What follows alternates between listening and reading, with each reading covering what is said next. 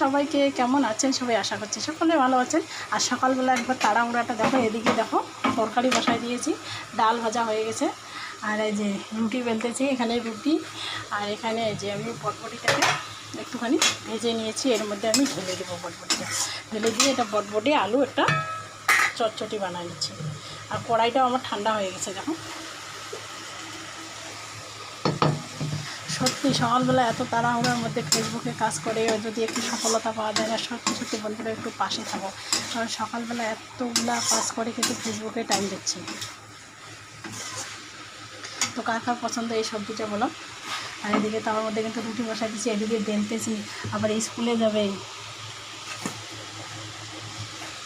তো টাটা সবাইকে, সবাই ভালো থাকো, সুস্থ থাকো।